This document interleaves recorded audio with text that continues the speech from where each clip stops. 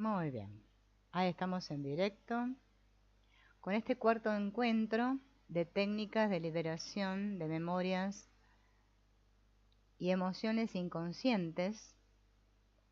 Les recuerdo, bienvenida Orquídea, gracias a vos también por estar ahí, que estamos explorando este libro que se llama El libro que tu cerebro no quiere que leas, o que tu cerebro no quiere leer.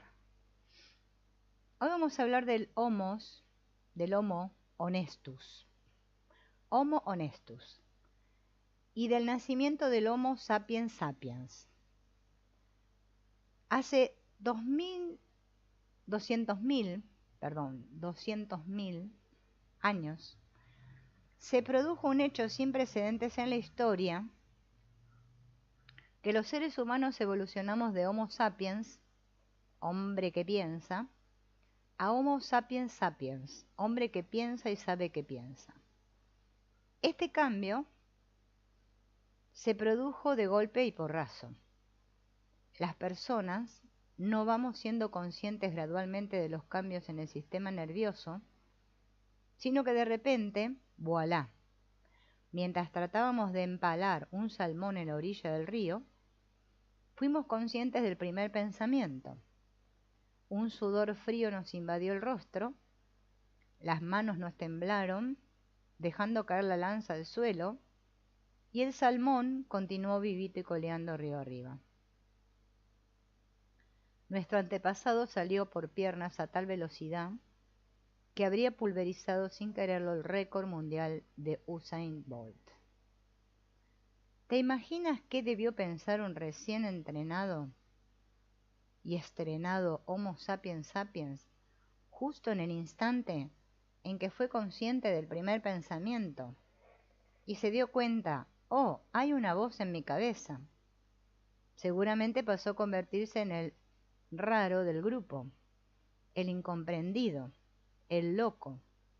Y con el paso del tiempo, algo que pareció una locura se convirtió en el estandarte que ha dado forma al mundo que vemos cuando nos asomamos por la ventana. La huella anatómica de este salto quedó reflejada en un diminuto y fascinante rincón del cerebro, conocido actualmente como ínsula. Recuerden que esta palabra ínsula ya la hemos nombrado.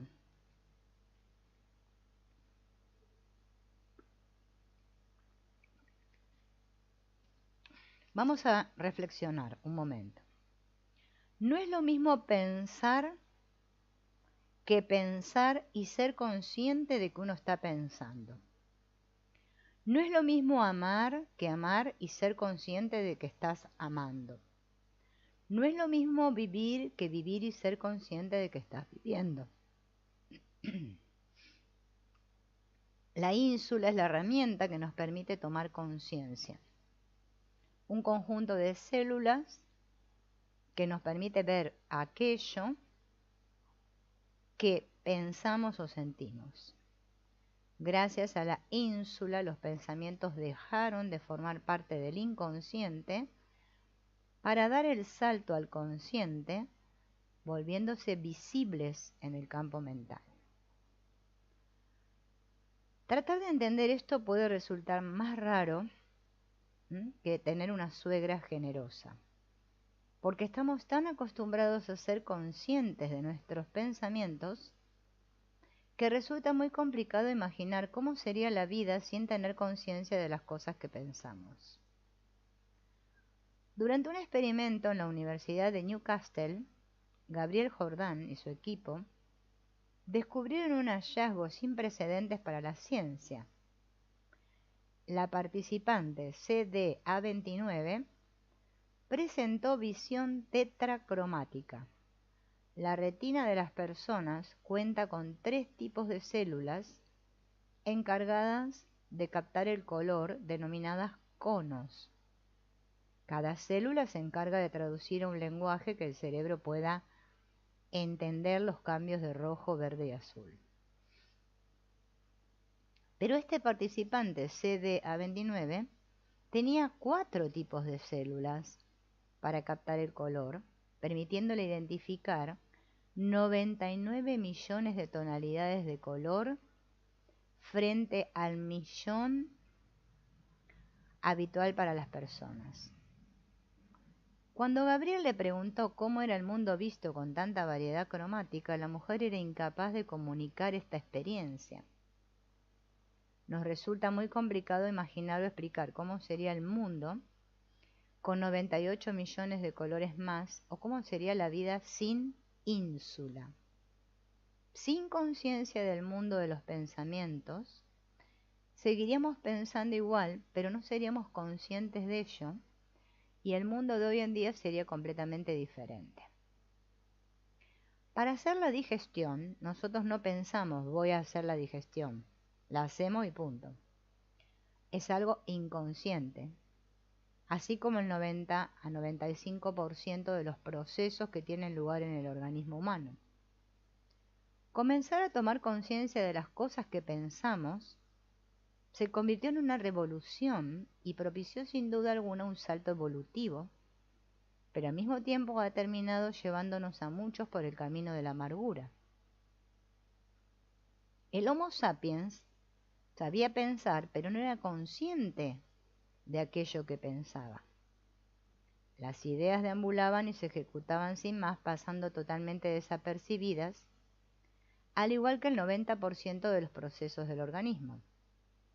El corazón bombeaba sangre, los pulmones aire y el cerebro pensamientos. Ahora bien, dar el salto a pensar y ser conscientes de que pensamos puso sobre la mesa la posibilidad de identificarnos con los pensamientos. La inmensa mayoría de las personas hacemos del pensamiento nuestro carnet de identidad. Una confusión que da lugar a lo que muchas personas llaman ego. ¿Bien? O sea que ahora nosotros podemos ser conscientes e identificarnos con nuestros pensamientos. El ego en realidad no existe. Es la confusión que nace de creer que somos nosotros los que pensamos, ¿no? Como le digo yo, que tenemos los PPs, pensamientos propios. Yo creo que mis pensamientos son míos, propios. Cuando en realidad quien piensa es nuestro cerebro. El ego es una percepción que resulta de poner nuestra identidad en los pensamientos. Algo que se consigue dirigiendo de forma compulsiva la atención a aquello que pensamos. Esta tendencia a identificarnos con el pensamiento, una nueva forma de esclavitud para la atención, ha causado más furor en el ser humano occidental que un televisor en una residencia de ancianos. La única forma de revertir esta identificación o percepción es tomar conciencia de ella. Paradójicamente es la ínsula la herramienta que nos permite tomar conciencia de las cosas. La misma estructura neuronal que propició hace miles de años esa falsa identificación y al mismo tiempo nos ofrece la posibilidad de disolverla. Como un mono torpe y lento, oculto en las copas de los árboles, a años luz de ser el animal más ágil, inteligente o fuerte, se convirtió en la especie más dominante del planeta. Muchas personas señalan a la corteza cerebral, concretamente a la capacidad de generar predicciones o pensamientos abstractos, como principal motivo de la supremacía del Homo sapiens sapiens en el planeta, pero seguramente ser conscientes de nuestros pensamientos tuvo mucho que ver. El legado de Darwin se imprime a día de hoy en los libros en forma de que sobreviven los más aptos. ¿Cómo conseguimos los seres humanos llegar a ser los más aptos en algún momento de nuestra existencia? ¿Qué diantres significa exactamente ser los más aptos? En la sociedad occidental se ha grabado a fuego que los más aptos son los más fuertes, los más competitivos, los más vivos e incluso los más egoístas. Volver a mirar la naturaleza nos ofrece una perspectiva completamente distinta del más apto, donde la competitividad o el egoísmo es una anécdota aislada. El mundo vive sumido en constante cooperación y comunicación. En las últimas décadas, gran parte de los estudios científicos dan a entender que los más aptos no son los que se adaptan al entorno, sino aquellos seres que consiguen adaptarse con éxito al proceso de la vida, el cual va mucho más allá de la porción de tierra que pisamos en un momento de la época que nos toca vivir. Profundizando en este asunto desde nuestra nueva visión del universo, descubrimos que el ser humano consiguió adaptarse con éxito al proceso de la vida y convertirse en el más apto gracias a 5 herramientas básicas: la paciencia, la cooperación, la empatía, la confianza y la honestidad. Y vamos a ir viendo estas 5 habilidades.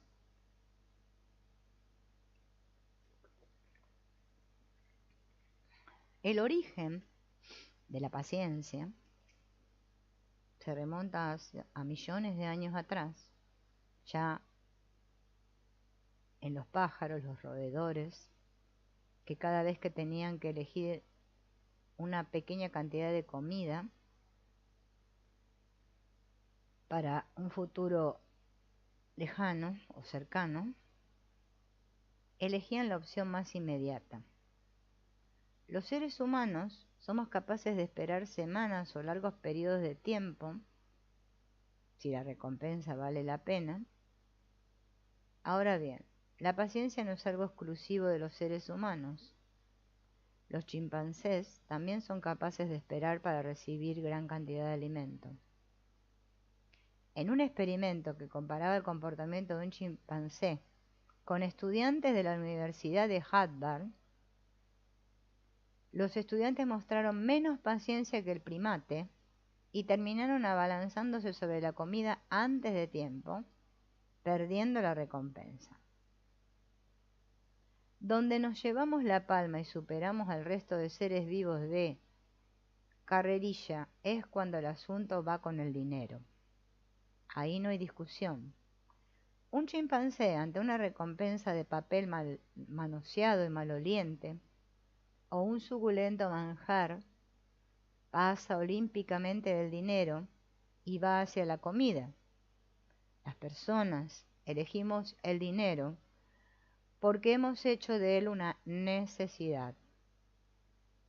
Pero la cosa no queda ahí, somos aún más raros. Cuando nos dan a elegir entre recibir una recompensa de 10 euros tras una espera de 30 días o 11 euros si esperamos 31 días, elegimos la segunda opción. Solemos pensar, ya que espero 30 días, ¿qué más me da esperar uno más?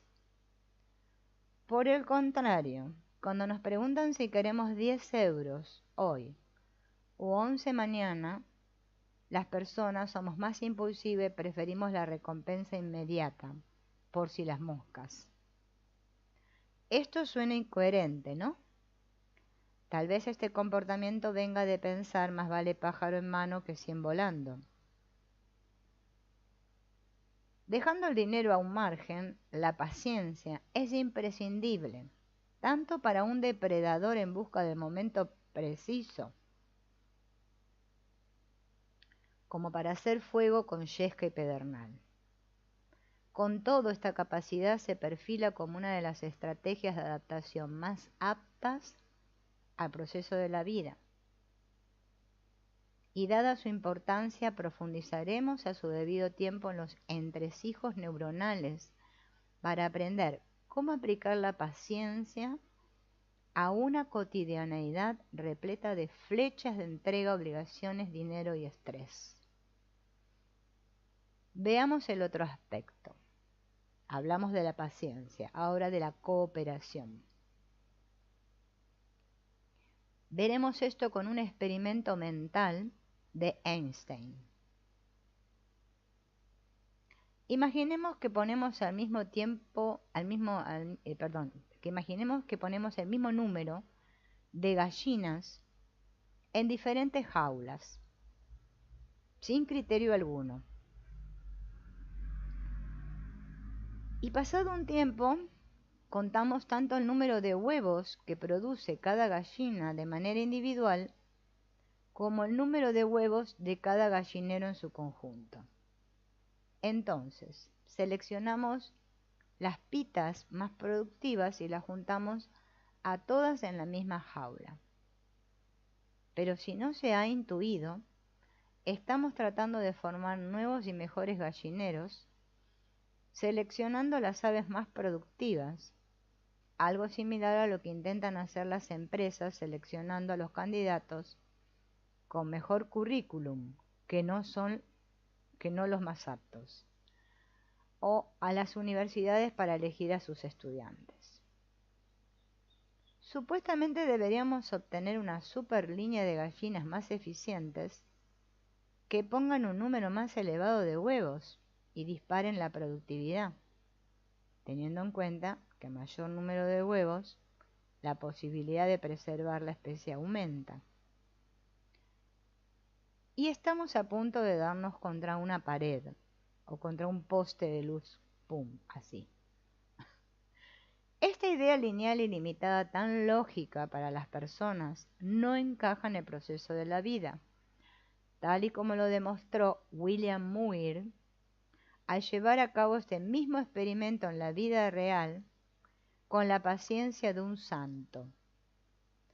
En los resultados del estudio puede verse cómo las primeras generaciones de gallinas eran auténticas máquinas de poner huevo y parecía que el sentido común hacía diana, pero al cabo de 6 generaciones todo dio un giro inesperado. Las gallinas comenzaron a desplumarse unas a las otras, y en estas trifulcas muchas perdieron la vida. Las gallinas más productivas eran también las más fuertes, competitivas y agresivas, algo que les permitía proteger mejor sus huevos, pero al mismo tiempo aumentaban los niveles de agresividad, tensión y estrés de la comunidad. En pocas generaciones la producción de huevos cayó en picada. Bien. Entonces William volvió a plantear el mismo experimento, pero esta vez, en lugar de fijarse en las gallinas, de forma individual, seleccionó las jaulas más productivas.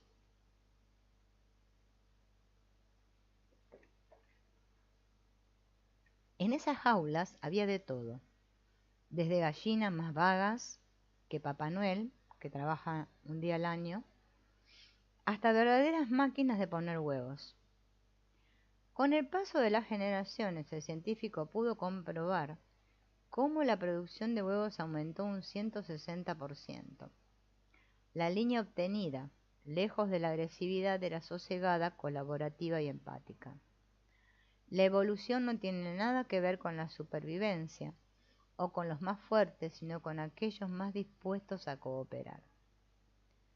Esta visión ofrece una nueva perspectiva en temas relacionados con la productividad o los procesos de selección personal, la cual terminaría imponiéndose sin remedio tarde o temprano. Un entrenador hará más grande a un equipo siempre que trabaje por y para el grupo, algo aplicable tanto a una empresa como a cualquier otro ámbito, porque procede de la observación directa de la vida y no de una lógica lineal. Existen levaduras que, a costa de entrar en el cielo de las levaduras, producen las enzimas necesarias para que un organismo pueda digerir azúcares, hormigas que transportan comida al hormiguero para toda la comunidad, o macacos japoneses que se despiojan mutuamente para mejorar la higiene en el grupo, reduciendo la posibilidad de enfermar. La reacción en cadena de la vida nos demuestra que sobrevivir no consiste en permanecer vivo el mayor tiempo posible, vivir con escasos medios o salvar el pellejo a toda costa. El prefijo sobre significa superposición y literalmente sobrevivir significa superposición a la vida. Sobrevivir significa integrarnos en el proceso, formar parte conscientemente de la reacción en cadena de la vida. Y para integrarnos debemos tomar conciencia. Por eso es tan importante la ínsula en los tiempos que corren. Porque es la herramienta que nos permite tomar conciencia de las cosas que pensamos. Y nos llevará a descubrir por qué y para qué pensamos. El ser humano más apto es aquel dispuesto a integrarse en el proceso inteligente de la vida, de manera consciente, y no por conveniencia o por justicia. Un mono lento que vivía en la copa de los árboles llegó a ser la especie dominante del planeta, porque estaba dispuesto a hacerse uno con la vida, y la paciencia, la cooperación y la empatía fueron piezas claves. De la mano de Franz de Waals, investigador especializado en psicología y primates, vamos a hablar del tercer motor de la evolución, la empatía.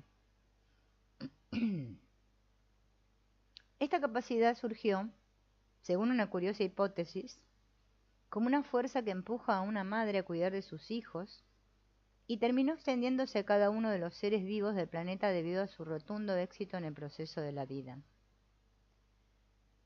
La capacidad de ponerse en la piel del otro no es algo reservado a las familias o a las personas que nos caen bien, sino que es una herramienta empleada por millones de seres vivos, desde perros y roedores pasando por los primates, aves, delfines, elefantes, así como organismos que no tienen cerebro como las plantas o bacterias.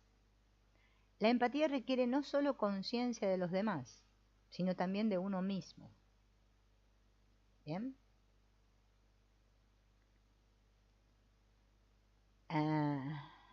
Que la ínsula permita al Homo sapiens sapiens tomar conciencia de sí mismo no significa que todos aquellos seres que carezcan de la ínsula sean inconscientes.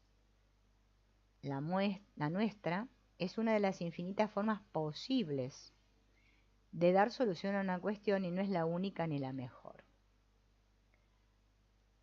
Es por eso que la empatía no conoce límites.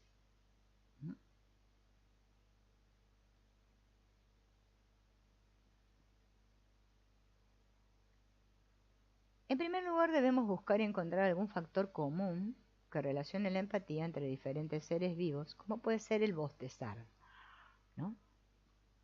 Las personas bostezamos cuando vemos a otros bostezar, gracias a los circuitos neuronales de la empatía. Aquellos que imitan el bostezo con más facilidad presentan altos niveles de empatía. La gente menos empática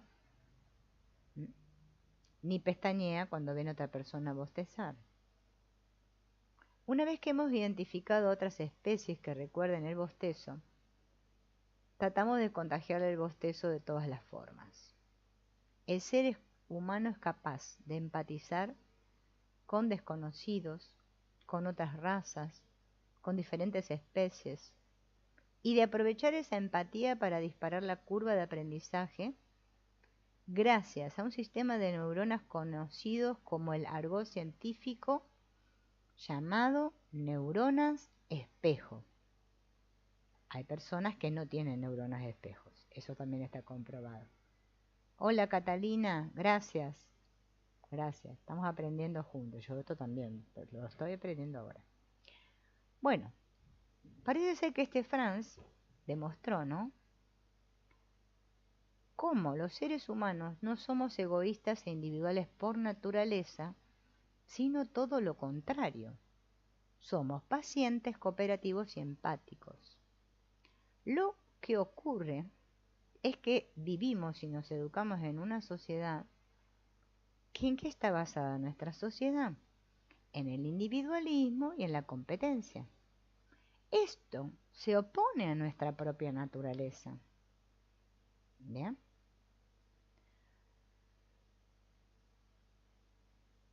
Bien. Por eso estamos volviendo a mirar al mundo ahora, asumiendo que no sabemos nada porque solo observa con atención quien cree que no sabe y solo el que observa ve. ¿Mm?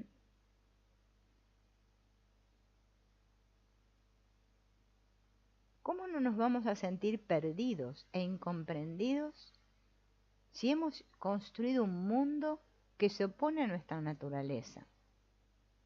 ¿Mm? Un mundo lleno de ladrillos, de imágenes mentales que se oponen a la vida, ¿no? Entonces,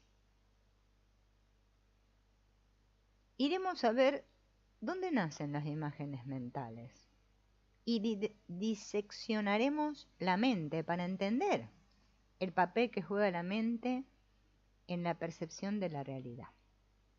¿Bien? Y cómo tomar conciencia de esto, ¿no?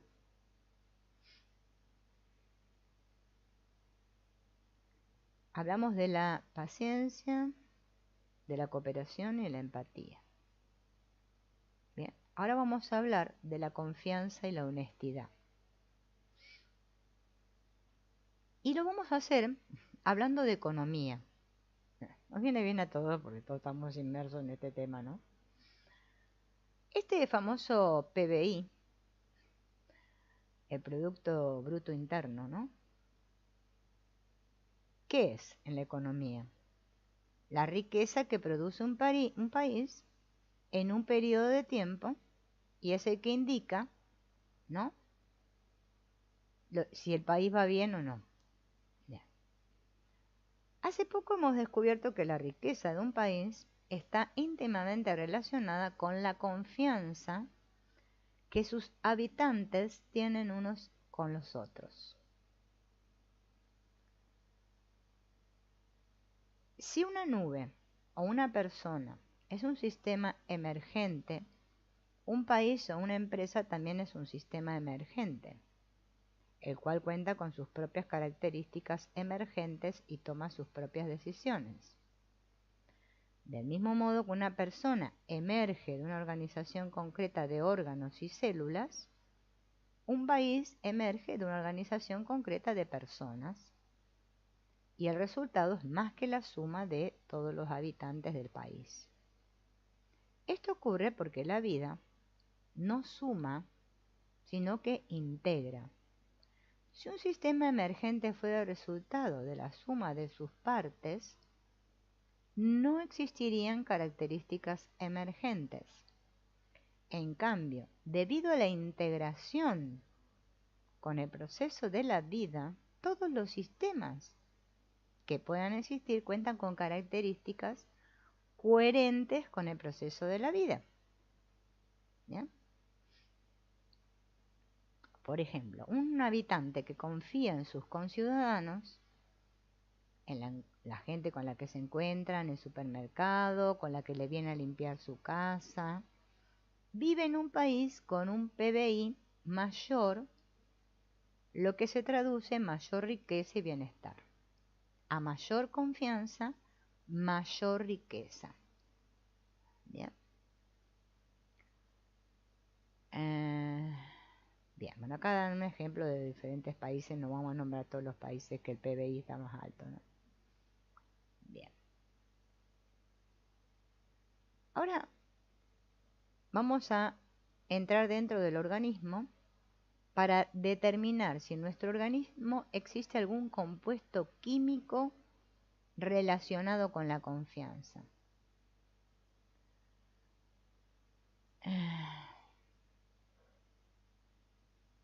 Vamos a hacer un experimento en una estancia distinta, sin contacto visual o verbal. Vamos a recibir unas instrucciones muy concretas. Hay varios participantes en una estancia, que recuerden que no tienen contacto ni visual ni verbal, y cada participante recibe 10 euros y puede. Las instrucciones son las siguientes. A. Quedarse el dinero e irse a tomar un café con un croissant. B.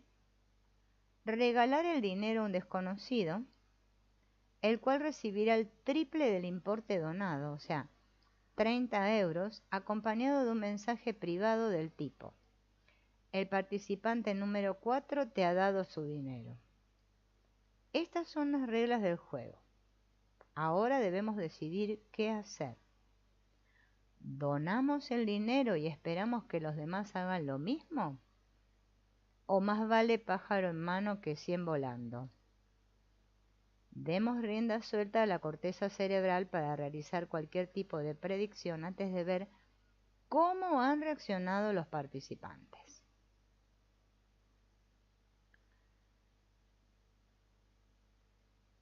Bien, recuerden que las opciones eran quedarse con el dinero y adiós muy buenas, o donar el dinero a un participante desconocido, participante que recibiría 3 veces el importe donado. Este experimento fue planteado y llevado a cabo por el neuroeconomista Paul Sack, para poner al descubierto el funcionamiento de la confianza. Los resultados eran contundentes. Miren cuál fue el resultado. Esperen que voy a tomar antes.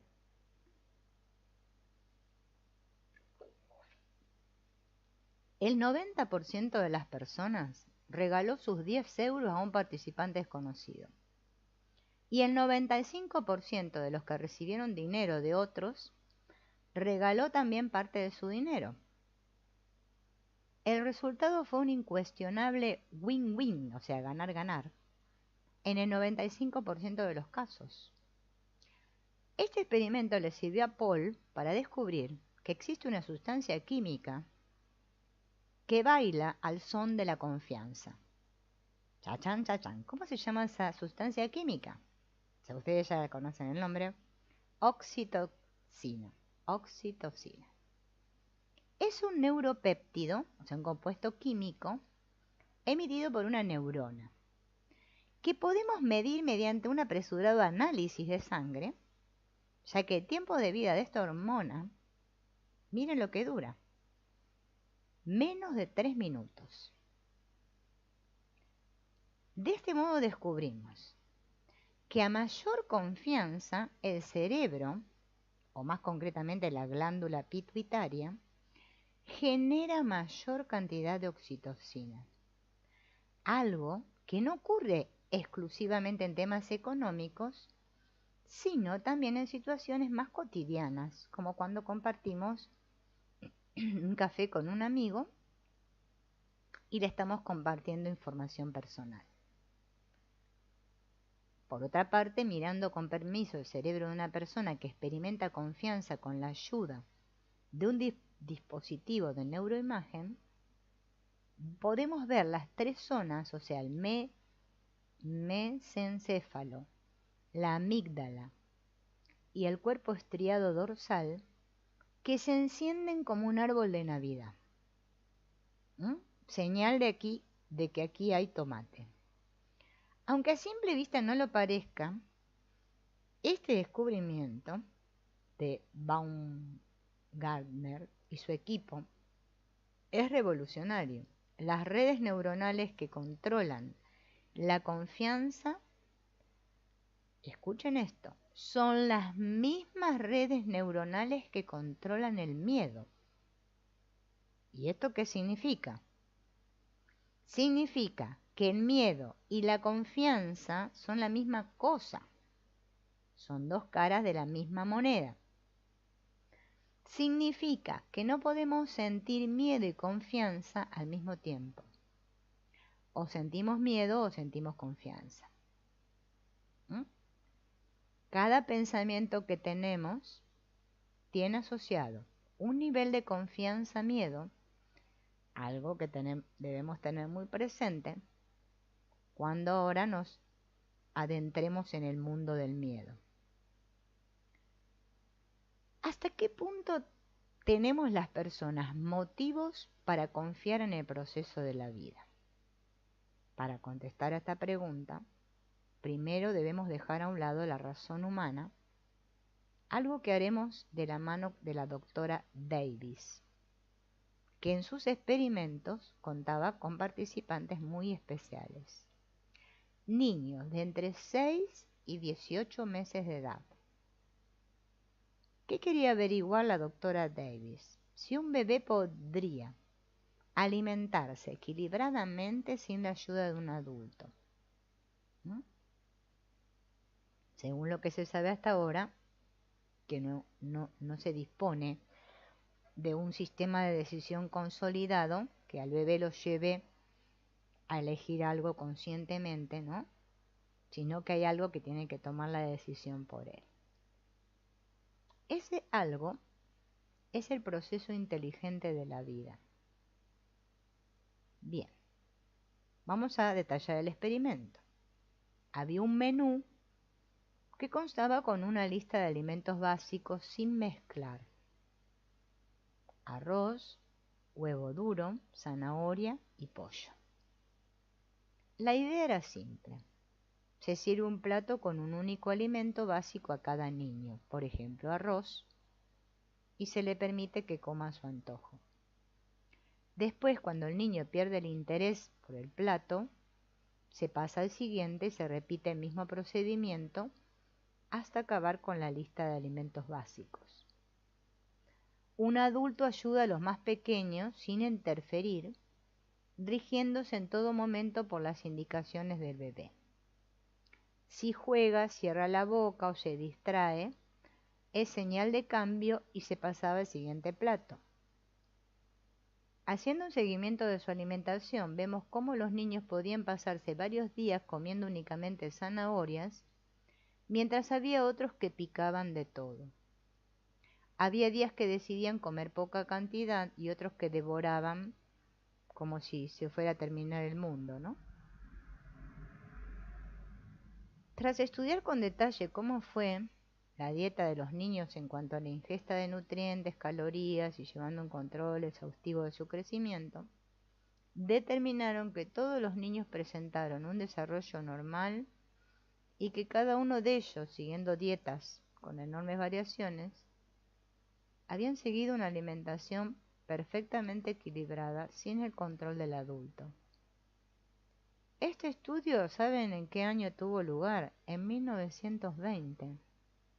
Y al día de hoy, gran cantidad de experimentos han corroborado los resultados de la doctora Davis, poniendo de manifiesto que la vida es un proceso inteligente y autodirigido en el que tenemos motivos de sobra para confiar. Los padres y las madres viven desesperados por la alimentación de sus hijos, pero en realidad no tienen por qué preocuparse.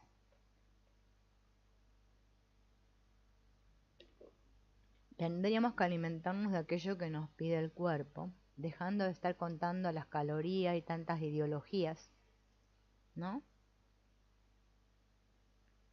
Bien. La inteligencia de la vida hace acto de presencia constantemente. ¿Mm? Bien.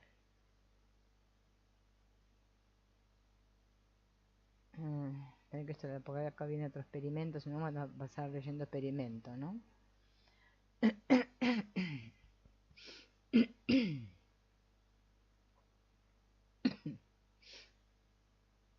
Bueno, esto demuestra una cosa, que los seres humanos no confiamos en la vida, o sea, cuando nos hacemos adultos, ¿no? Con la misma naturalidad que respiramos, tomamos todas nuestras decisiones basadas en el miedo.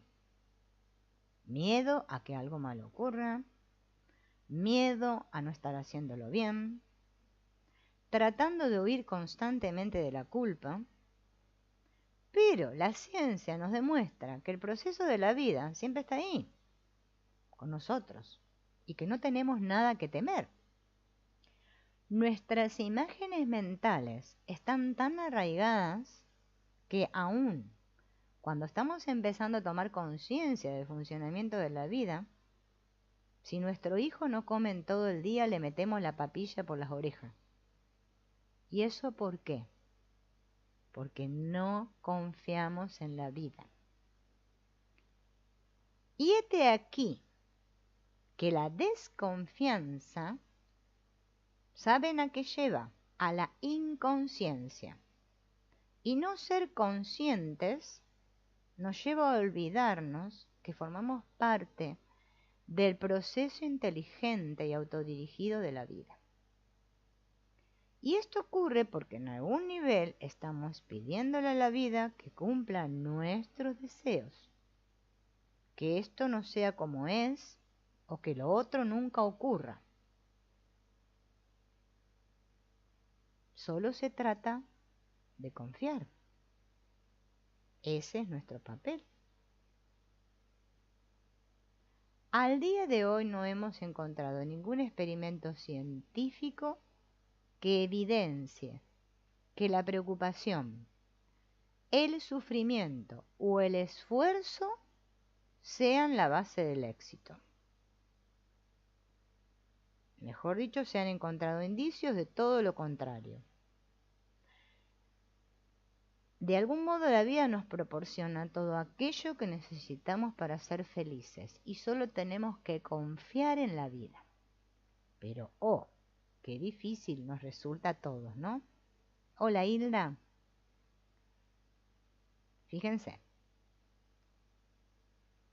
Antes de adentrarnos en las aguas de la honestidad, porque estábamos tocando el punto de la confianza,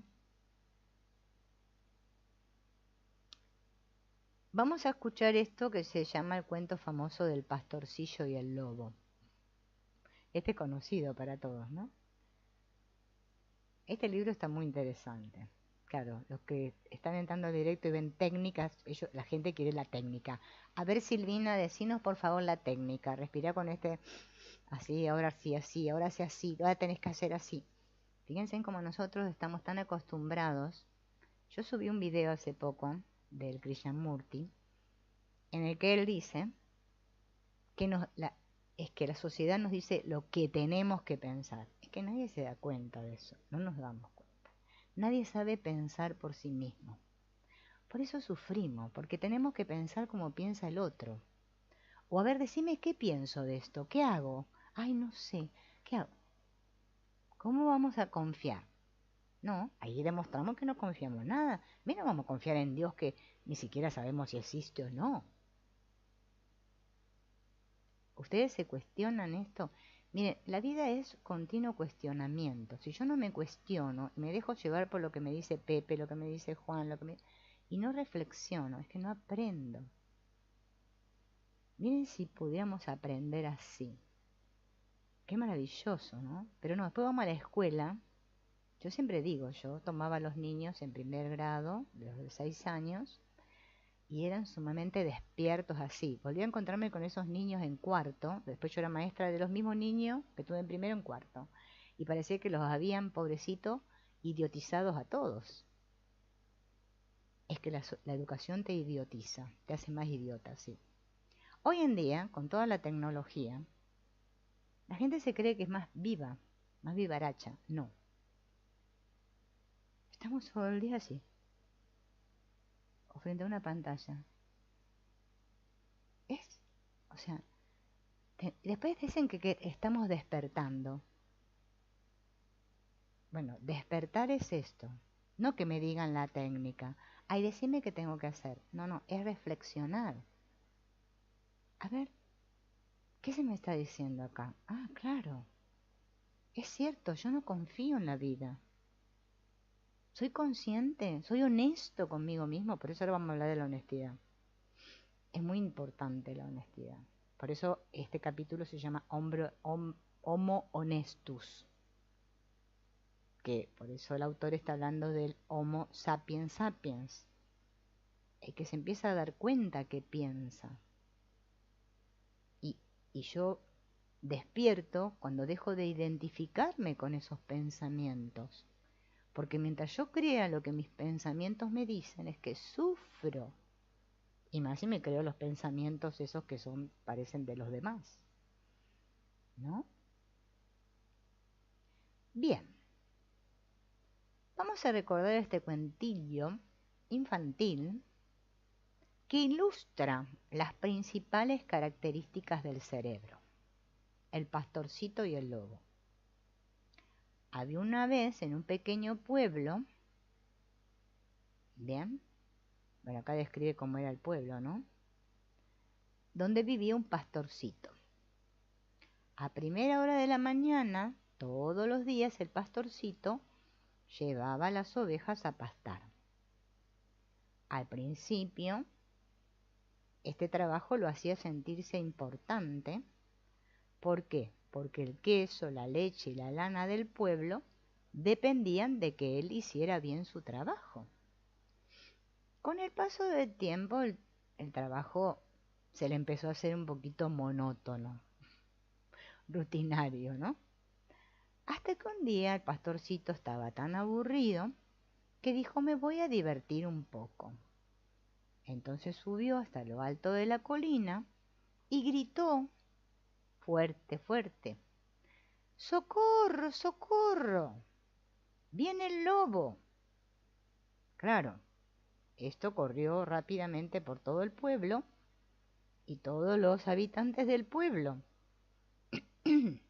se enteraron de la noticia, ¿no? Cada uno agarró algo para defenderse, para luchar contra el lobo y fue en auxilio de defender las ovejas.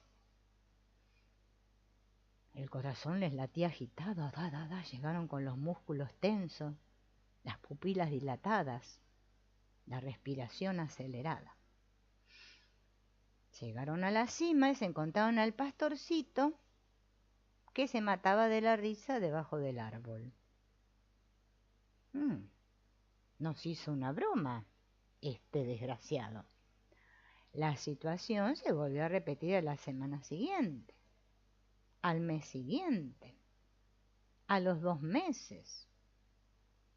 Pero resulta que un día realmente vino el lobo y nadie movió un dedo para ayudar al pastorcito.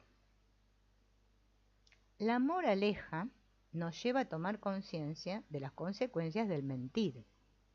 Bien. Sin embargo, existe otra interpretación de la historia que pone al descubierto una de las principales características de nuestro organismo. El cerebro no distingue entre la realidad y la ficción. ¿Qué me cuentan? Vamos a rebobinar en la historia del pastorcito, hasta el momento exacto en que los habitantes escucharon los primeros gritos de auxilio. Todos creyeron que el lobo amenazaba realmente a las ovejas. Entonces, los cuerpos de estas personas se prepararon para la lucha, desencadenando esto que en nuestro organismo se reconoce como respuesta de lucha-huida. Claro, el reverendo pensó, mis ovejas. En mentiras sucesivas, a pesar de que el pastorcito gritaba, ya el reverendo no se inmutó porque pensó, ¡ay! Otra vez este demonio con la bromita.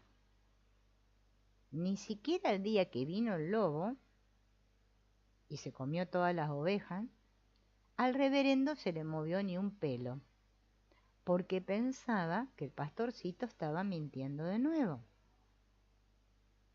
Entonces el reverendo nunca sintió la realidad, sino aquello que pensaba que estaba ocurriendo.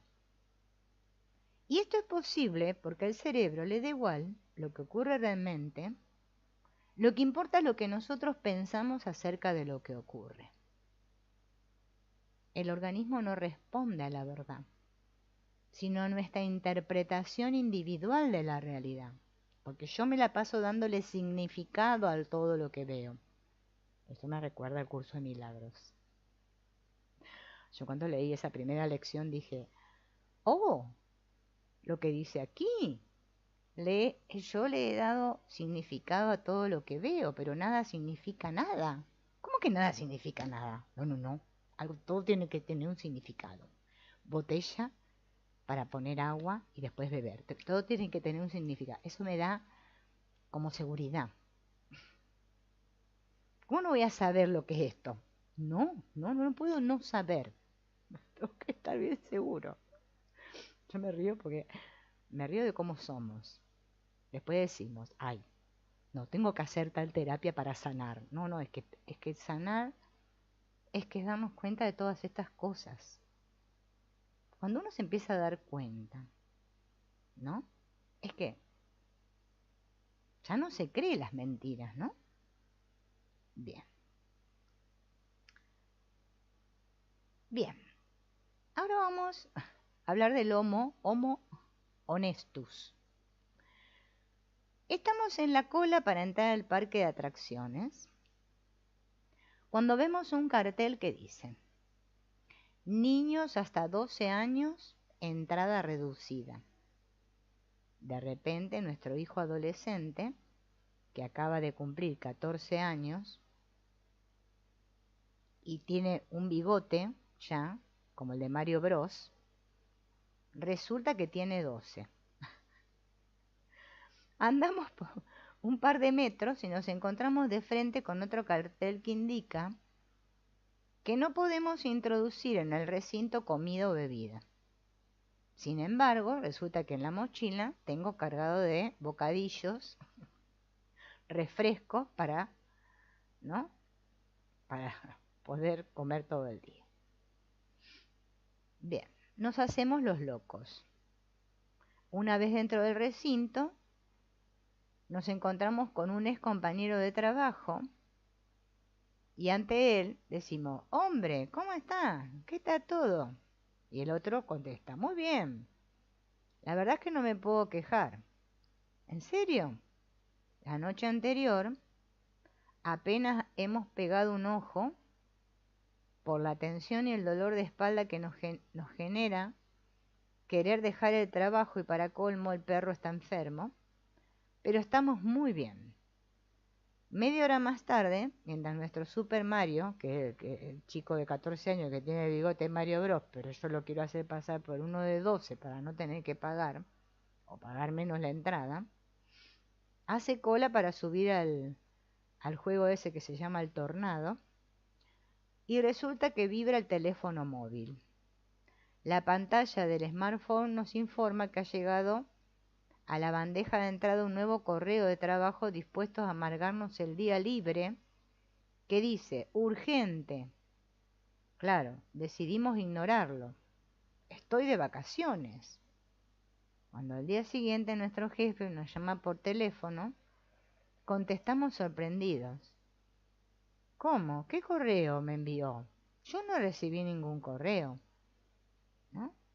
¿Se imaginan cómo sería la vida de una persona, una sociedad, un planeta que mintiera cada 3 minutos a los demás y constantemente se mintiera a sí mismo? Bien. A lo largo de la vida conocemos entre 2.000 y 5.000 personas, hacemos alrededor de 20 entrevistas de trabajo y pasamos por entre 6 y 10 empleos distintos. En una semana cualquiera, mentimos al 35% de las personas con las que entablamos una conversación y solemos cometer un acto deshonesto cada 3 minutos en media hora. Y por lo peor, es que lo hacemos sin darnos cuenta, alegando, si nos atrapan, que nos han malinterpretado. Yo siempre me río de esto porque cuando yo era chica, es que me quedó grabado eso, bueno, de las tantas cosas que uno le quedan grabado. Mi abuela me decía algo y resulta que yo me enojaba. Y entonces mi abuela me decía: pero nena, ¿qué entendiste vos? No entendiste lo que te quise decir. Y ahí donde, claro, yo pensaba que me pasaba solo a mí, porque uno vieron que se personaliza todo cuando es niño. Después de grande me di cuenta que no, que es que a todo el mundo le pasa esto. Entonces me quedé más tranquila. Bien, es como lo de la muerte, cuando te das cuenta que todos mueren. Y decís, bueno, también a mí me va a llegar. Bien. Entonces, bien.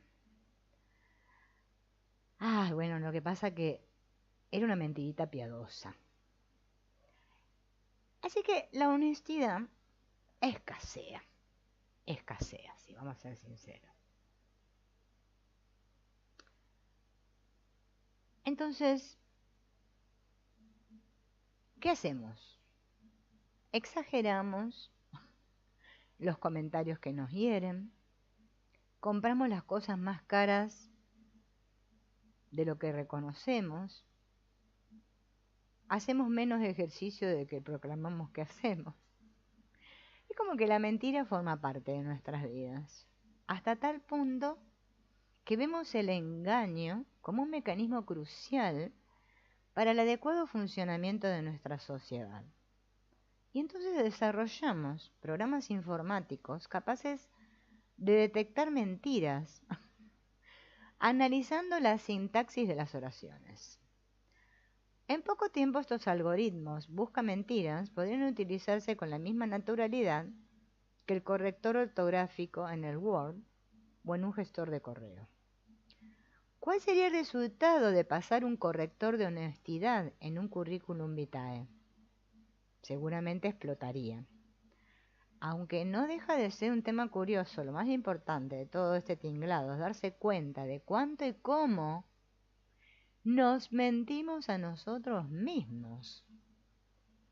A pesar de pasar alrededor de 496.400 horas a solas con nosotros mismos a lo largo de la vida, ningún experimento se ha centrado en medir la frecuencia del autoengaño, algo que hacemos todo el tiempo, de 1001 formas distintas. La más habitual es no reconocer nuestra pertenencia al proceso de la vida. Bien. Y ahora vamos a ver esto, que esto es más profundo. Ay, justo hay un bichito por acá. Bien. Tiré flip, pero no sé, no lo mató. Ese sobrevivió. Bien. Fíjense. Seguramente que si hago con esto, hago un video corto, un extracto de esto, en el que diga que nos autoengañamos, nadie lo va a mirar, porque la gente cree que no se autoengaña. Bien, o sea que también me miento en cuanto a que me autoengaño, ¿no? ¿Qué ocurre en el cerebro de una persona deshonesta? Desde un punto de vista anatómico, la honestidad activa la corteza prefrontal, la zona que cubriremos al ponernos la mano sobre la frente, acá, donde están las neuronas de espejo. Bien. Haciendo un viaje mental hasta el estado de Pensilvania, parece ser que ahí donde está el Drácula, y tras preguntar en conserjería de la universidad por el doctor Langlebin, no sé cómo se pronuncia, Langlebin, no sé, llegaremos al departamento de radiología y psiquiatría, donde los científicos nos explican cómo, antes de que la mentira se comunique a los demás, se activa una alarma en la zona de la corteza prefrontal, ay, se me lengua la traba, prefrontal, conocida como corteza cingulada anterior. Esta diminuta corteza es nuestro detector de honestidad. No es necesario decir una mentira en voz alta, verbalizarla, para que el organismo sepa que estamos mintiendo. Basta con prestar atención a un pensamiento deshonesto durante más de 3 segundos para que salte nuestro detector de honestidad y los efectos de la mentira comiencen a recorrer el cuerpo. ¡Qué locura! Tal y como hemos aprendido con el cuento del pastorcito mentiroso, el cerebro no distingue entre la realidad y la ficción. para nuestras neuronas no hay diferencia entre pensar o hacer algo. En este mundo de neuronas e impulsos eléctricos, donde comprendemos que mentir no tiene nada que ver con decir la verdad a los demás, sino que está relacionado con lo que nos decimos a nosotros mismos, la corteza cingulada funciona como un detector de incendios que rastrea conexiones neuronales en busca de patrones deshonestos. Y si los encuentra, llama inmediatamente a la amígdala, que es la artista que pintará las emociones a base de hormonas. Si queremos conocer a las estrellas del espectáculo, basta y sobra con tomar una muestra de saliva o sangre en el momento en que una persona está siendo deshonesta para darnos de bruces con el cortisol y la testosterona, dos hormonas que se comportan como palomas mensajeras y promueven diferentes procesos fisiológicos que podemos medir. Y vale con el bicho este. El cortisol se conoce como la hormona del estrés. Y cuando se atrinchera en sangre aumenta la presión de las arterias, acelera el corazón, agita la respiración y dilata las pupilas. La otra coprotagonista, la testosterona, es la hormona masculina por excelencia y disminuye nuestra empatía con el mundo, nos hace menos dispuestos a cooperar, al mismo tiempo que aumenta la agresividad. Los actos deshonestos nos sitúan en la jaula de las gallinas más agresivas de William Muir, y ya sabemos cómo termina la película. De todos modos, que nadie se ponga apocalíptico, porque el organismo dispone de los mecanismos necesarios para restaurar el equilibrio una vez que cesa el pensamiento deshonesto. Ya lo vi al insecto, es un mosquito. Pero ustedes pueden creer que, no sé qué le pasa, se le antojó volar ahora por acá. Bien. Entonces, ¿dónde estaba? Acá. Si encadenamos un acto deshonesto tras otro, contaremos con niveles elevados de hasta hormonas en sangre todo el tiempo.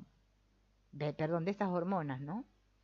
Y nos convertiremos en firmes candidatos a presentar desajustes en la tiroides, trastornos inflamatorios, diabetes, hipertensión arterial, a padecer deficiencias inmunitarias, digestivas, en el crecimiento, en la memoria a corto plazo, al mismo tiempo que aumenta la probabilidad de padecer depresión, enfermedades cardiovasculares o cáncer. Ay, si antes de terminar el directo puedo matar el mosquito, pero no lo puedo atrapar. Ahí anda todavía. Bueno. En otras palabras, la deshonestidad deja nuestra salud hecha añicos. O será por eso que estamos todos enfermos, ¿no? Los efectos de la deshonestidad están claros. Nos roba energía. Ay, ahora me pasó por la nariz. Mire, ahí está. Ay, parece que ahí lo mato. Ay, bueno, no sé. A ver si se fue. Bueno. Nos roba energía, fomenta el mal humor y desgasta el organismo silenciosamente. Pero ¿qué ocurre cuando somos honestos? Ser honesto reduce el estrés, ralentiza el envejecimiento celular, mejora la salud y nos hace más longevos. Nos ayuda a tomar mejores decisiones, a empatizar con el mundo y restablecer nuestra conexión con el proceso inteligente de la vida. Bien. Los efectos beneficiosos de la honestidad se deben a esta hormona de la confianza, que se llama oxitocina, la cual cuenta con las herramientas necesarias para disminuir los niveles de cortisol en sangre. La confianza y la honestidad, no murió, ahí está. Ay, Dios mío, ahora se fue para allá el mosquito. Bueno, la confianza y la honestidad están relacionadas a nivel químico y social. Es imposible ser honesto y desconfiar, o confiar y ser deshonesto. Van de la mano. La desconfianza y la deshonestidad nacen de la separación, de creernos independientes del proceso de la vida. ¿Ven por qué es tan importante vivir la unidad, no? Hola, Hilda. No sé qué pasa que todos tus mensajes te están retirados. No puedo leer nada, pero veo tu hola con la manito. Hola. Bien. Porque yo vengo cada tanto para el chat, porque si no, acá el libro lo tengo para el otro lado. Bueno. Entonces, fíjense en esto. Es que vivimos todos desconectados de la vida. Bien. Después vamos a constelar para que nos enseñen a decir sí a la vida. Claro, igual tampoco terminamos diciendo. La gente después viene y me pregunta, pero es que me cuenta, he constelado y es que sigo igual. Y no es que sí, es que seguimos igual. Por eso hay que darse cuenta de todas estas cosas. Después nos reímos juntos. Yo siempre digo, no hay que reírse. Es que somos así las personas. Primero nos creemos que somos muy importantes. Claro, un punto en el universo inmenso que hay, pero yo soy un punto importante. Es como este mosquito, desgraciado que no sé, ahora se me vuelve para allá. Cuando vuelva le doy. Voy a tratar de... porque si no me va a tener loca todo el día. Si no, cuando termino le tiro un poco de flea.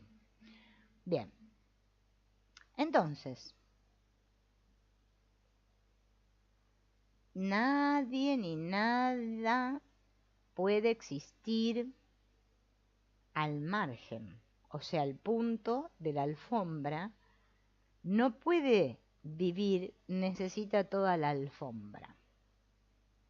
De esa inconsciencia, por eso digo que no vamos a sanar nunca, porque cualquier cosa menos perder mi individualidad, ¿eh? Los demás, problema de ellos.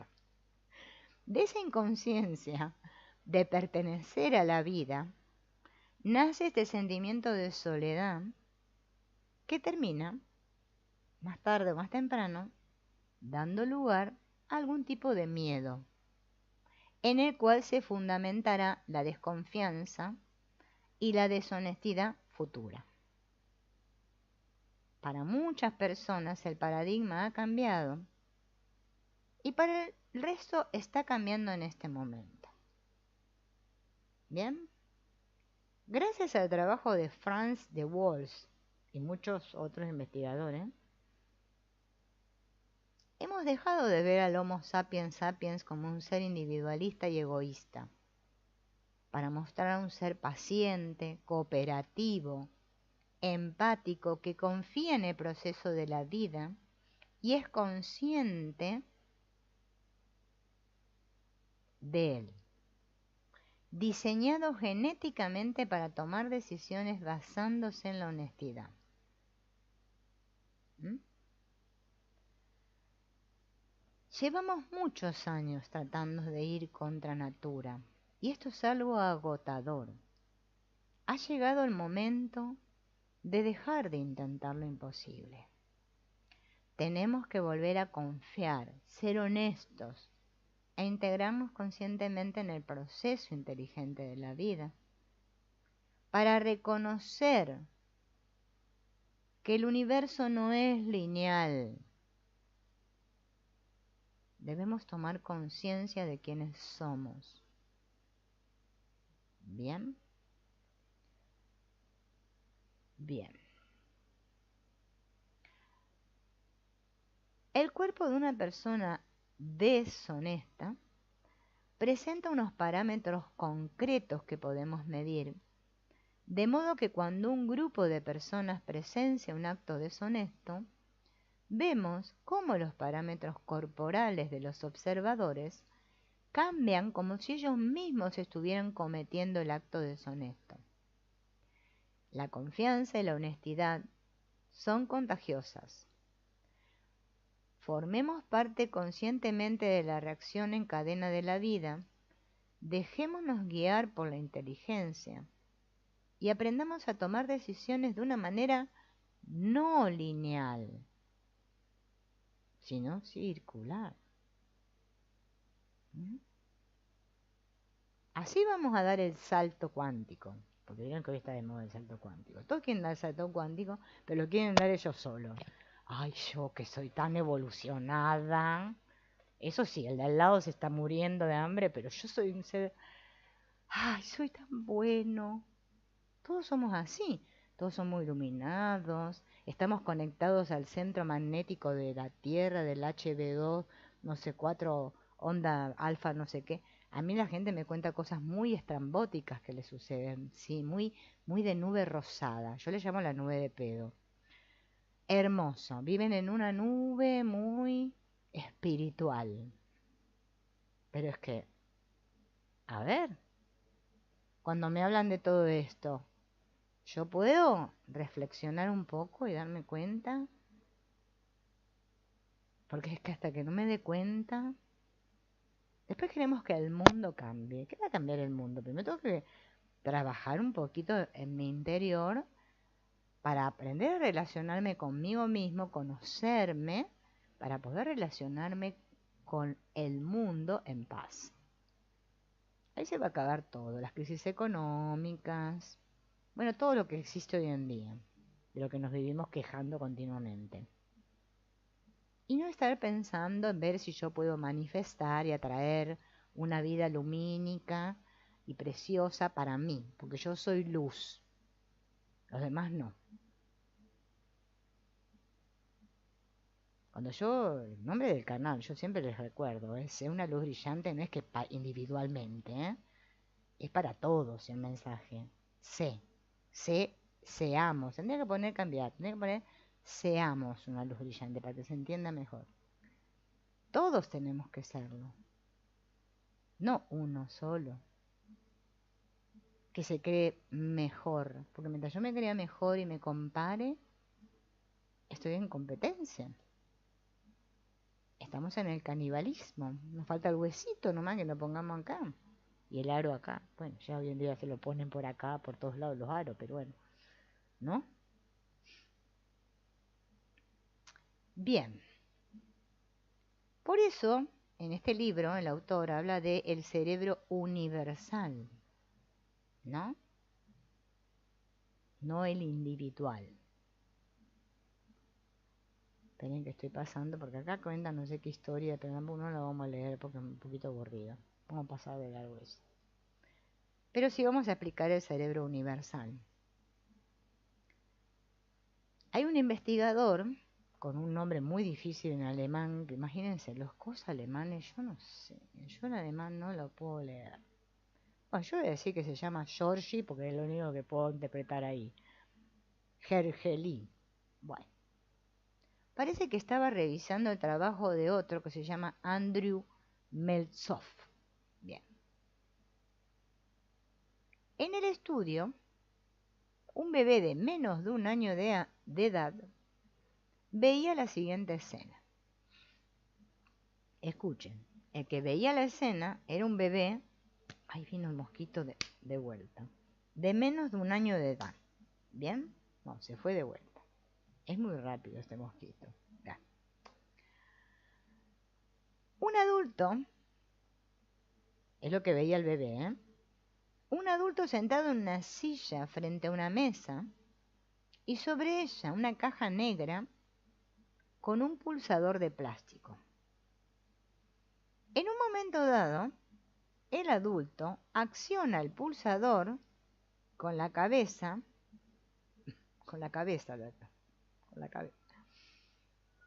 bajo la atenta mirada del bebé, dando lugar a una fiesta de luces y músicas que a los bebés les encanta, ¿no? Cuando empieza la música, las luces. Bien. Acto seguido, los investigadores ponen al niño frente a ese pulsador para ver qué hace. ¿Qué va a hacer el niño, el bebé? Va a hacer lo mismo que el adulto, va a pulsar el botón con la cabeza. Así fue. El artículo de Meltov llega a la lógica conclusión de que el comportamiento del niño está basado en la imitación.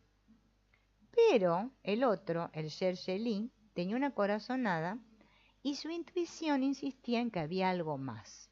Y estaba en lo cierto. Pasaron 14 años después de ese experimento y este Shersheli repite el mismo procedimiento con una variación. En uno de los casos, la persona que acciona el pulsador con la cabeza pone sus manos sobre la mesa visibles a los ojos del bebé y en el otro caso el adulto esconde las manos bajo la mesa como si las tuviera ocupadas. Si las suposiciones anteriores de Meltzoff eran ciertas, el bebé usará en ambos casos la cabeza para accionar el pulsador al tratarse de una simple imitación. Pero no fue así. Cuando el adulto tenía las manos a la vista, el niño acciona el botón con la cabeza.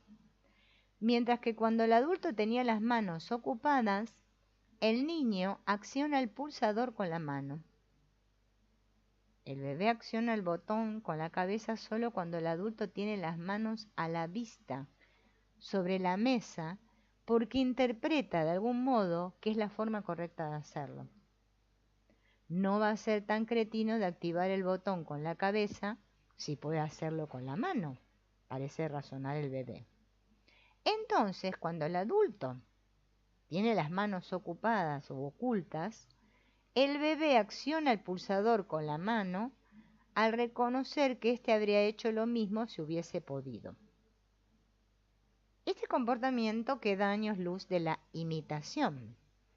Es inteligente, intuitivo y nos enseña cómo los niños construyen sus propias teorías acerca del mundo y del funcionamiento de las cosas por medio del cerebro universal, basándose al mismo tiempo en aspectos claves para nuestro éxito evolutivo como son la empatía, la confianza y la honestidad. Los bebés son capaces de hacer cosas tan asombrosas con un cerebro apenas desarrollado que nos empujan a pensar que las decisiones son algo más que un producto cerebral. Ahora imaginemos a un recién nacido de 29 días de edad en una habitación totalmente a oscuras, jugueteando con el clásico chupete liso de agradable silicona. Transcurrido un tiempo, le quitamos el chupete y lo dejamos sobre la mesa. Antes de encender la luz, añadimos un segundo chupete con una tetina ligeramente diferente compuesta por pequeñas puntas de formas de cactus para ver si el recién nacido es capaz de identificar mediante la vista algo que únicamente ha explorado mediante el tacto. Los investigadores que llevaron a cabo el experimento comprobaron en una prueba de reconocimiento posterior cómo el bebé identificaba sin esfuerzo el chupete que había tenido en la boca. ¿Cómo podían reconocer visualmente el chupete si no lo habían nunca visto? La cosa va mucho más allá, ¿no?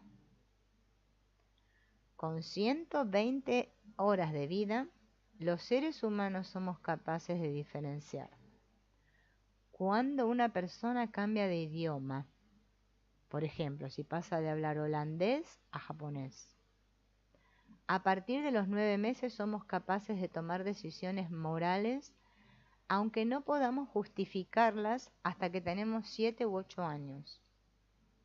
Esto podemos saberlo porque cuando un bebé presencia a una marioneta llevar a cabo un acto honesto y a otra marioneta distinta un acto deshonesto, el niño prefiere jugar con la marioneta que actúa honestamente. Hay algo en su interior que lo empuja a simpatizar con la honradez y la bondad. ¿Cómo puede un bebé manejar conceptos tan complejos como la justicia o la honestidad. ¿Saben cómo? Gracias al cerebro universal. El conocimiento ya está ahí y los estímulos son la puerta de acceso. Bien.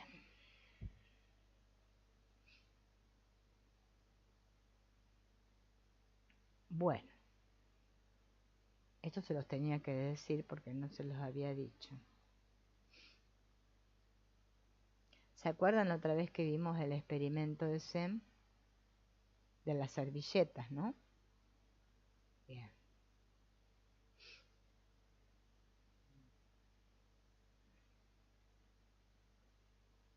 Esperen porque vieron el libro es largo. Que vimos los del el accidente de lo que creíamos. Bien.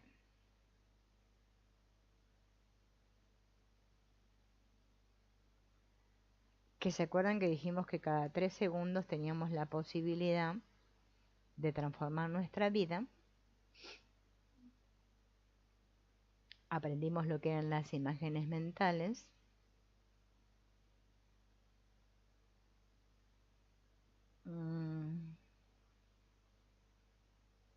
Y ahora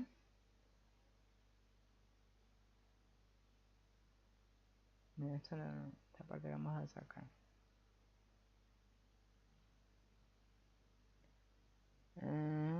Esto no.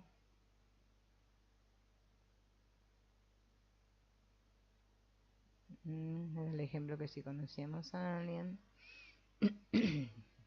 Porque esto lo estoy pasando. Si miráramos el cerebro a través de un potente microscopio, justo en el momento en que se forman los recuerdos a largo plazo,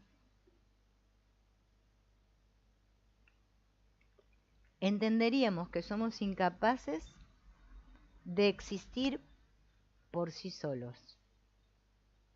Sentados en la primera fila vemos cómo el organismo no asigna un nuevo recuerdo a la primera neurona que pasa por ahí, sino que sigue ciertos patrones y reglas específicas. La proteína CREB, así C-R-E-B larga, es la reina de la memoria a largo plazo porque tiene la capacidad de regular la expresión de los genes encargados de la formación de los recuerdos, controlando qué recuerdos afectan a qué neuronas. ¿Bien? Podríamos resumir lo que sabemos hasta el momento acerca de la agrupación de recuerdos en 3 reglas. La primera dice que una neurona con niveles altos de proteína CREB tiene más posibilidad de almacenar un recuerdo que otra neurona con niveles bajos de CREB. De hecho, un equipo de científicos de la Universidad de Toronto ha elegido a su antojo el grupo concreto de neuronas que almacena un nuevo recuerdo modificando genéticamente estas proteínas. La segunda regla nos enseña que no existen recuerdos aislados, sino cadenas de recuerdos. Cada recuerdo se almacena conectado a una serie de recuerdos formando largas cadenas. Esto hace que queden entrelazados los unos con los otros y cuando evocamos uno de ellos, automáticamente entra toda la cadena en el campo mental consciente. ¿Y con qué criterios se conectan? Siguen un criterio temporal que depende de cuándo se almacenan. 2 recuerdos comparten el mismo grupo de neuronas cuando se forman en un intervalo de tiempo próximo. En la práctica, 2 recuerdos generados el mismo día tienen más probabilidad de compartir grupos de neuronas que 2 recuerdos almacenados en semanas diferentes. La regla 3 nos indica que es posible romper la conexión entre 2 o más recuerdos sin que los recuerdos individuales se vean afectados. Como la mayoría de las personas no tenemos un laboratorio de optogenética en casa, ¿Cómo podemos hacer si queremos romper la conexión entre dos o más recuerdos? Aplicando, como veremos, la premisa de usar o tirar. Usar o tirar. Bien. El objetivo del cerebro es ofrecernos un presente apetecible, esto ya lo dijimos. Pero al mismo tiempo nos descoloca saber que todos los recuerdos que nos definen como individuos cambian con el tiempo. Tenemos una base, varios experimentos y una teoría.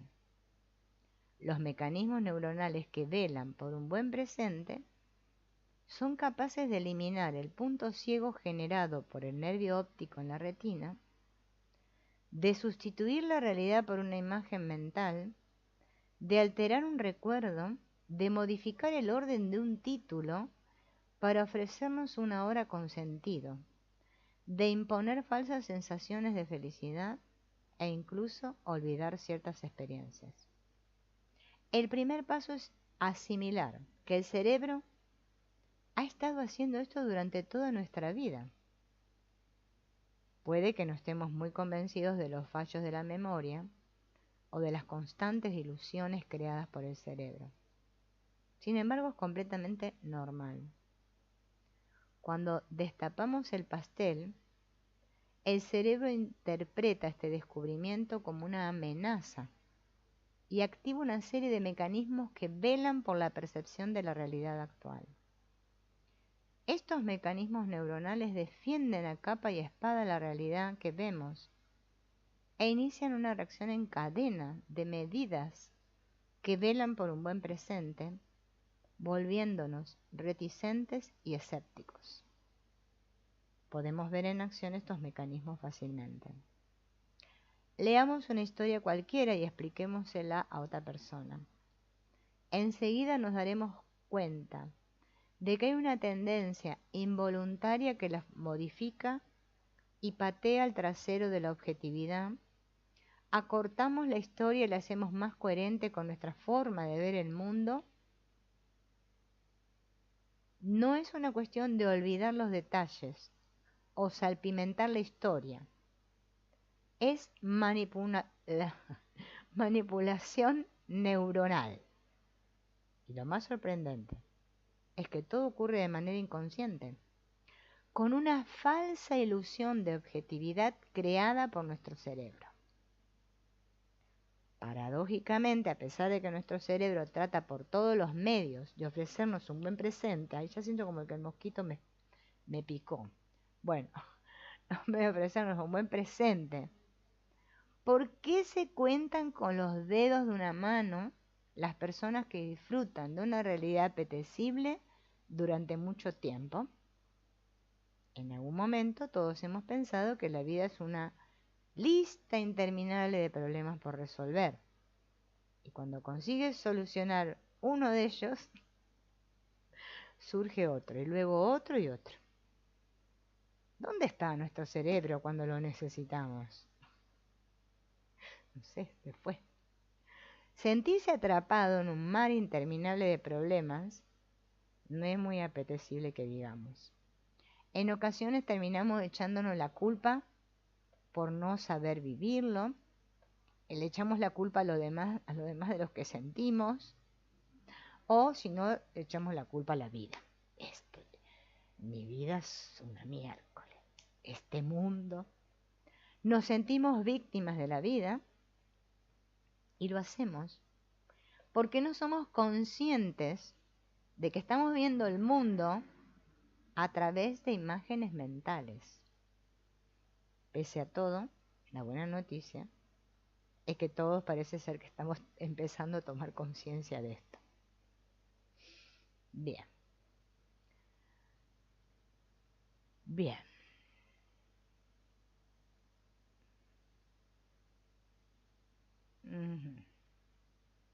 Entonces, si seguimos haciendo una y otra vez lo mismo, como dijo Einstein, ¿no?, difícilmente obtendremos resultados diferentes. Esta novedad no suele ser bien recibida y el planeta está inmerso en una monotonía que nos hace vivir neuronalmente ausentes, haciendo de la vida una sucesión de imágenes mentales y recuerdos donde el 99% de lo que sentimos y experimentamos proviene de la memoria. Vieron que estamos como en un medio, como una obsesión, todos que queremos borrar las memorias. Limpiar, hay que limpiar y borrar. Borremos. Como si todos quisiéramos tener una goma grande y hacer así que, no sé, se nos borre todo. Bien. Pero después de repente decimos, no, pero estos recuerdos que no se me vayan, estos los quiero conservar. Esto sí, pero el otro no. Sí. Estamos re locos todos. Bueno, pero todo por esto. Prestemos atención. Entonces, vivimos la vida, una vida de cortar y pegar. Vieron que en la computadora, acá en el teclado tenemos, yo uso mucho control V para pegar, control V corta, control V larga es para cortar. Sí, me enseñó mi hijo más chico porque yo no entendía nada. Cuando me empezó, dije, ay, mira vos lo que hace la computadora. Claro, pero es que nosotros también lo hacemos. Es la vida del control, no, una vida en la que control, cortar y pegar. Una vida en la que la máxima aspiración es que el día de mañana sea similar a lo que hemos vivido hoy. Bueno, a esto le llamamos estar tranquilos. Sí, tranquilos. Ahora, ¿qué pasa? Ante una situación nueva, el organismo abre el grifo de los sentidos y genera la percepción de la realidad basándose en el presente, porque no existe un recuerdo válido para vivir esta situación. Imaginemos que sin venir a cuento nos cruzamos con Scarlett Johansson, de camino al trabajo. Ante una situación tan novedosa e impactante, el cerebro deja de percibir la realidad por medio de imágenes mentales y se conecta con los sentidos. Abrimos los ojos así grandes como platos, se nos ponen las orejas de elfo y la atención, acostumbrada a estar todo el tiempo entretenida con los pensamientos, despierta rápidamente y toma conciencia del presente. Los sistemas de aprendizaje calientan motores y se activan los mecanismos neuronales pertinentes para crear un recuerdo y asociarlo con otros ya existentes. Bien, resulta que ahora estamos en la cola del cine a punto de entrar al estreno de la última película de las hermanas Wachowski. Como se trata de un supuesto, podemos incluir en el reparto a Scarlett o Johnny Depp, Johnny Depp. Y así nuestro cerebro tendrá una excusa para justificar por qué nos la hemos encontrado de camino al trabajo. De este modo, además de una situación novedosa, será impactante. A cada nueva experiencia, el organismo puede ofrecerle un contrato fijo o temporal. Solo unos pocos elegidos firmarán un contrato fijo y llegarán a la memoria a largo plazo, mientras que la mayoría de experiencias candidatas a recuerdos tendrán que conformarse con un contrato temporal e irán a pasar a la memoria a corto plazo. O en el peor de los casos, serán relegadas al olvido.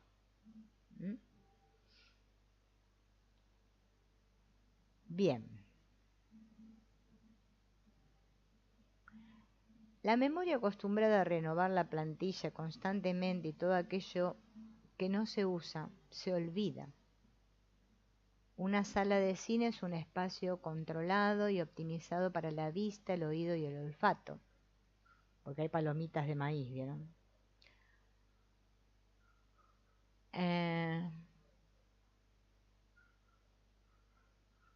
Ya hemos visto que el cerebro recibe el 5% solamente de toda la información que existe a nuestro alrededor. Y con esos datos genera la percepción de la realidad tal cual la conocemos. Las personas sabemos mucho sobre la parte consciente de la realidad. Sin embargo, somos unos ignorantes cuando se trata de procesos inconscientes, porque estos pasan desapercibidos en el campo mental, a pesar de que consumen el 90% de los recursos cerebrales.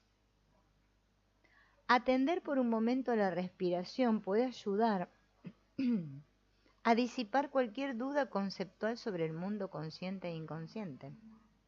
Las personas podemos decidir cuánta cantidad de aire tomamos y a qué velocidad movemos la masa de aire, pero no podemos decidir cuánto oxígeno se transfiere desde los alvéolos hasta los glóbulos rojos, ni cuánto oxígeno intercambian los glóbulos con cada célula, porque es involuntario. Una persona sana no debe preocuparse de enviar más oxígeno a los músculos cuando hace ejercicio. La respiración se acelera por sí sola. El pulso cardíaco hace lo propio y todo se dispone para ofrecer la cantidad idónea de oxígeno. En los procesos involuntarios, como generar saliva, hacer pichí, estornudar, bostezar, simplemente dejamos hacer. Mientras que los procesos mixtos, como la respiración, pensar, recordar o memorizar, podemos intervenir en pequeñas partes del proceso para regular cada aspecto particular. La atención es la herramienta que nos permite regular aquello que pensamos o recordamos. Mientras estamos sentados en la butaca del cine viendo la película, la atención debe enfocar a la pantalla y a los diálogos si queremos enterarnos de qué se trata la película.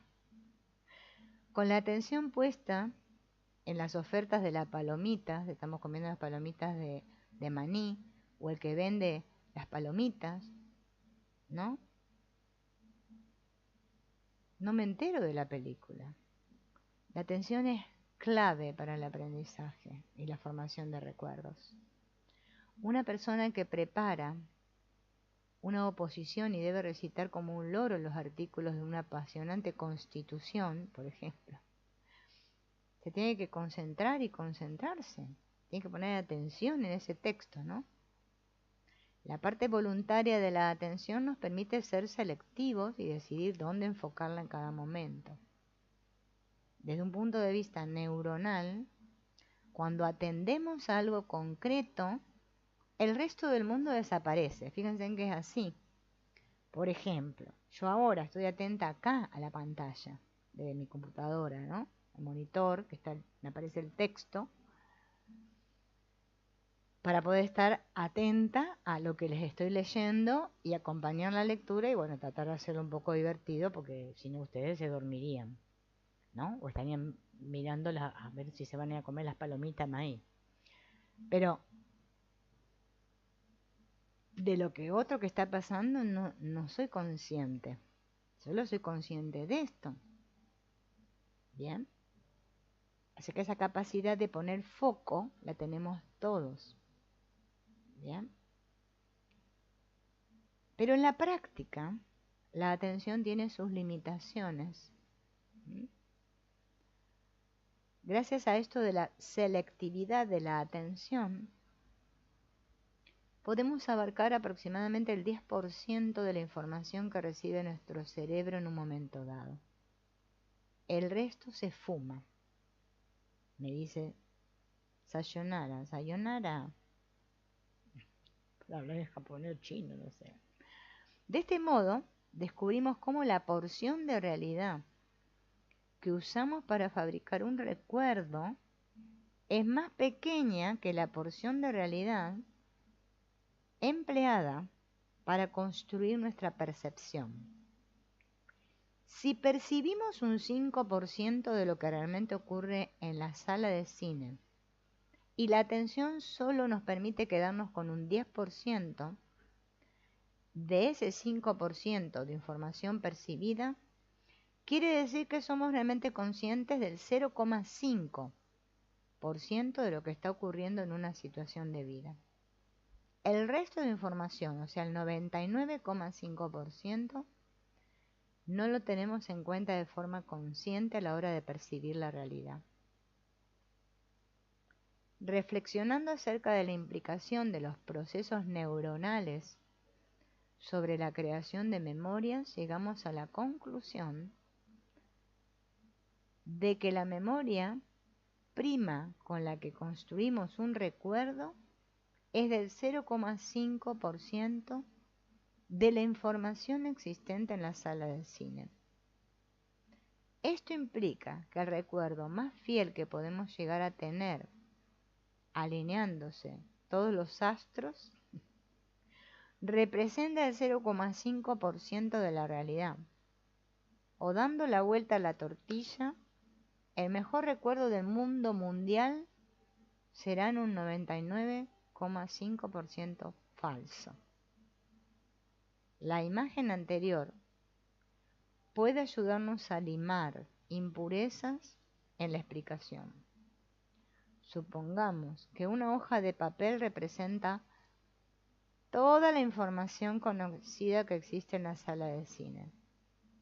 Y de esa hoja nos quedamos con el 5% de información que somos capaces de captar a través de los sentidos.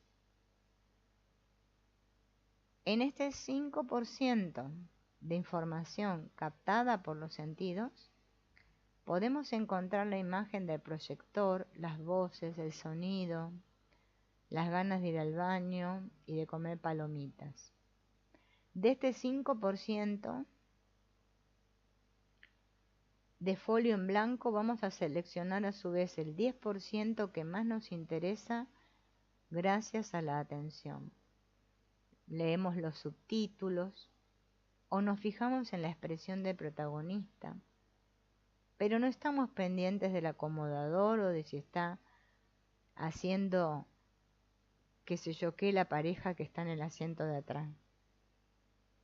Esto nos lleva a recortar el 5% del folio y luego el 10% del papel resultante, obteniendo un diminuto trozo de papel que apenas representa el 0,5% de la información realmente existente en la sala. Este trocito minúsculo es el punto de partida para fabricar un recuerdo. Con esta diminuta porción de realidad hemos creado el recuerdo de nuestro primer beso, del primer suspenso o de Forrest Gump. Ay, lástima que no les puedo mostrar este dibujito. Está muy bueno acá el dibujito. A ver si se los puedo mostrar. Esperen, que tengo que ver si me sale. Capturar de pantalla.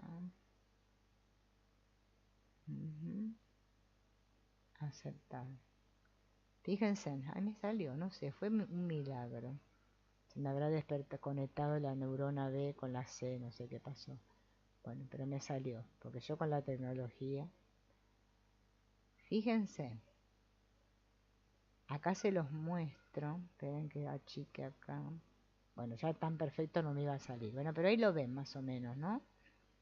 Esperen que voy por el otro lado. A ver si ustedes lo están viendo. Sí, vean, lo están viendo. Ven ahí los pedacitos de papel, ¿no?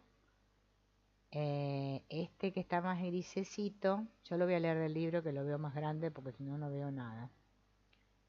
El que está más grisecito dice 0,5. El que es más grandecito. El que es más pequeñito dice 5%. Y fíjense, ¿no? El papel como está doblado en estas dos verticales, estas dos pedazos o sectores horizontales, A y B. O sea, en A dice 5%, en B 0,5%. La hoja de papel representa toda la información que existe en una situación de vida. A. En el mejor de los casos, los sentidos son capaces de captar el 5% de esa información para hacernos una idea aproximada de que representa un 5%. Vamos a plegar la hoja por la mitad. Ay, esperen que se me... Acá. Por la mitad. una vez 50%, dos veces 25%, tres veces 12,5% y cuatro veces 6,25%. B, el trozo B. Como la atención es selectiva, debemos calcular el 10% de trocito de papel resultante, así que plegaremos ese trocito por la mitad 3 veces más, y el minúsculo papel resultante representa la máxima información que podemos llegar a percibir en una situación de vida, o sea, un 0,5% de la realidad. ¿Lo ven? Se los pongo de vuelta porque yo estaba leyendo y tuve que levantar la imagen para arriba. Nos encontramos en el preciso momento en el que el 0,5% de información de la sala llega al hipocampo para convertirse en recuerdo. El hipocampo es la estructura cerebral que hace de señorita de recursos humanos, encargada de entrevistar y seleccionar las experiencias que irán a parar a la memoria a largo plazo con un contrato fijo. Bien, a pesar de lo que muchos podamos pensar, la novedad o el impacto no es una característica de las situaciones de vida, sino más bien de cada persona. La prueba está en que podemos llegar a convertir una situación de vida monótona y aburrida en novedosa, simplemente manteniendo una actitud abierta, honesta y humilde.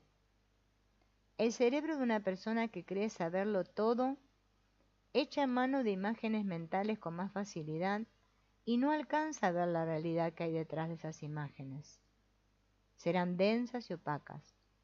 Conforme nos abrimos a aprender y a experimentar, las imágenes mentales se vuelven transparentes y cada situación de vida se convierte en una firme candidata a la novedad.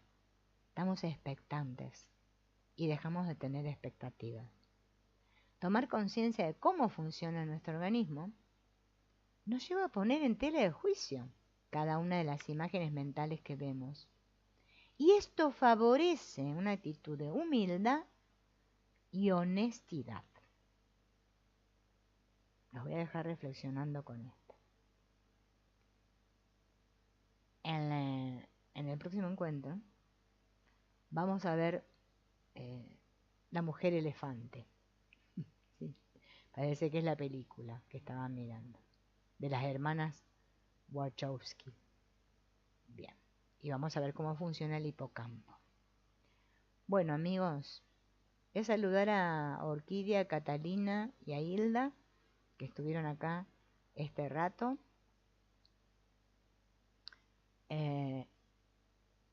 No sé qué pasa acá, que no me anda bien la cosa. Esperen que voy a cerrar la cosa. Ya tengo un lío bárbaro acá. Esperen, ahí está. Cierro acá la captura de video. Bien. Ya estuve casi 2 horas. Con razón ya no me da más la garra. No puedo leer más. Espero que salga bien esto, ¿no? Porque dice que no recibe una emisión buena. Bueno, pero acá parece que todo funciona bien. Bueno, amigos, nos veremos entonces en el próximo encuentro. Gracias por acompañarme. Chao.